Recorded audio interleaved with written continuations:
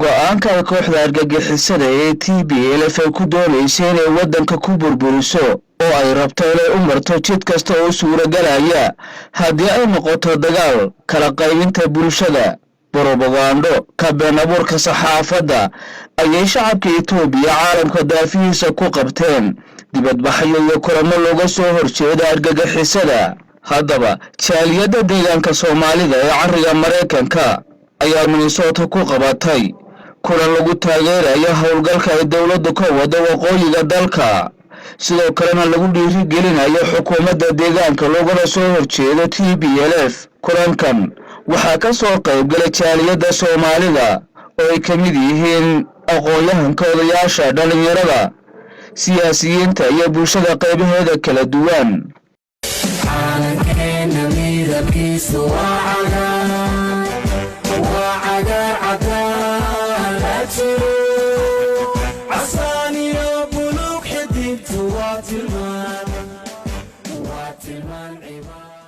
runtii ninka deegaanka tagay waqtiga adkayd, ninka deegaanka joogay waqtiga kala guurka, ninka deegaanka hadda tagay ee soo booqday u baan garan kara muhiimadda dawladnimada iyo isku xidhnaanta iyo Soomaalinimada iyo sinaanta.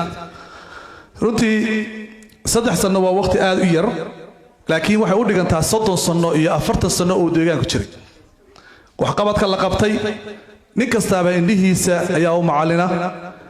wadooyinka la hagaajiyay, caafimaadada la hagaajiyay, isjeclayska Soomaali dhexdeeda laga sameeyay.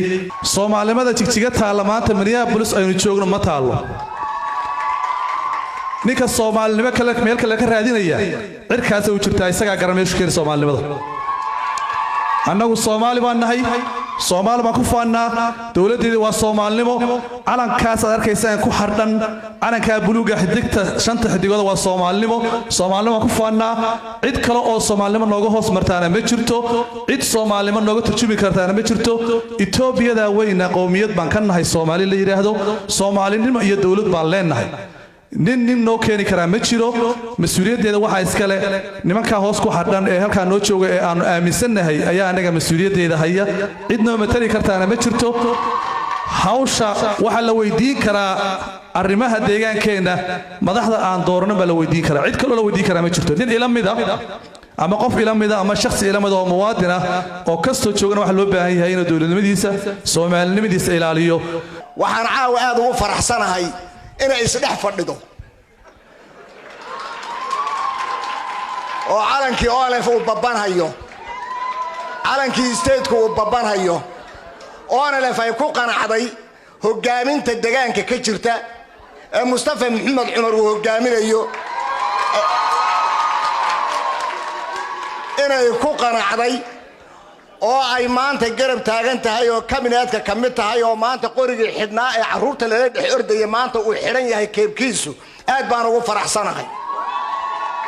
iskama aynan imanin, laakiin waxa ka shaqeeyay madaxweyne Mustafa Maxamed Cumar baa ka shaqeeyay.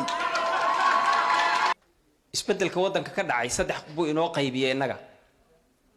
dad uu habeen mugdi ah u soo galay oo cadceed u dhacday, dad uu waa u soo bariyo cadceed u soo baxday, iyo dad ku dhexlumay cirguduudada inuu cadceed soo baxaysa iyo inay sii dhacaysa kala garan waayo wajaha wareer qabsaday.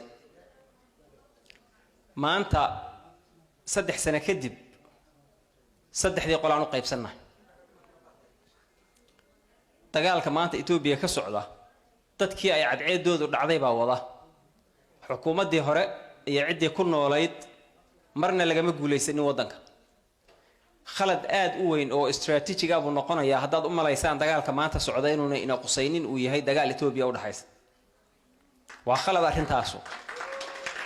dagaalka waddanka ka socda waxa weeyaan xukuumaddii hore ee haysatay oo aan laga adkaanin dib u gurashay samaysay, gadaal bayna u soo noqotay.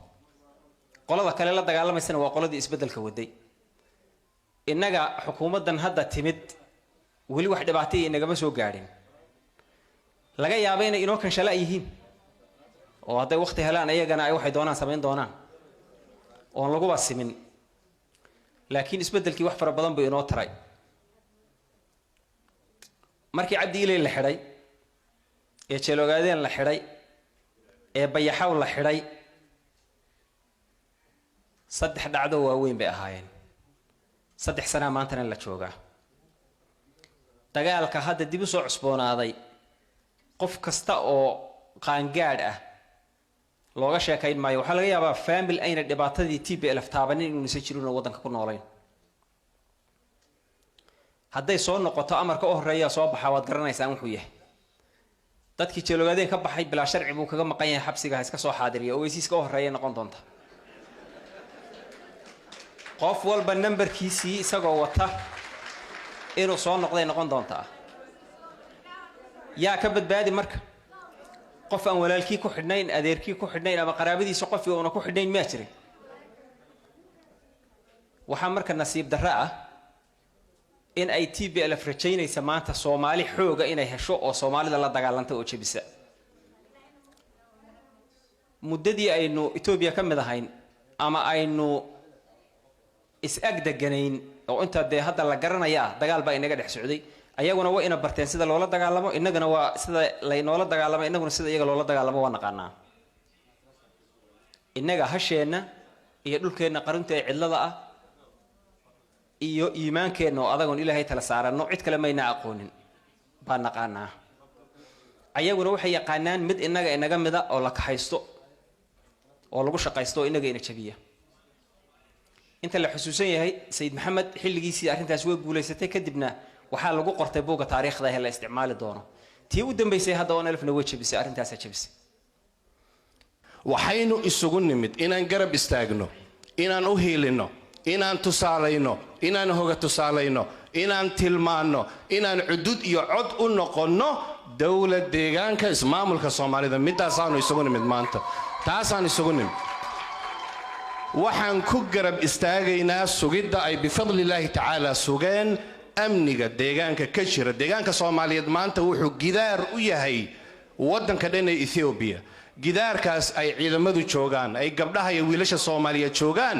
waxay ka hor taagan yihiin ururo argagixisa ah oo 10 dawladood ay kaga adkaan waayeen jamhuuriyadda Soomaaliya iyaga gaashaan waa bifadlilaahi tacaala nabadda ay xaqiijiyeen ee shacab ahaan cuqaal ahaan culimo ahaan hoggaan dhaqameed ahaan kulligood ay xaqiijiyeen middaas weeye midda aan isugu nimid caawa in aanu ka hambaliyeyno oonu bogaadino waxaan rabaa inaan idhaahdo dawlad deegaanka joogta ee madaxweyne Mustafa Maxamed Umar Dubad uu hoggaanka u yahay dawladdaasi cid uga aqoon badan uga damqasho badan uga lexjeclo badan uga lahaansho badan uga aqoon badan marxaladda maanta aan wajahayno isbeddelka geeska Afrika ka socda iyaga iyo xildhibaanadooda iyo dalladda aqoon-yahanka iyo ururada bulshada iyo majlis calaa hay'adda islaamka sare iyo oday dhaqameedyadeena iyo qurba joogta ma jirto iyaga cid walba uga aqoon badan iyagaanu ku garab taaganahay iyagaanu had iyo habeen ugu ducaynaynaa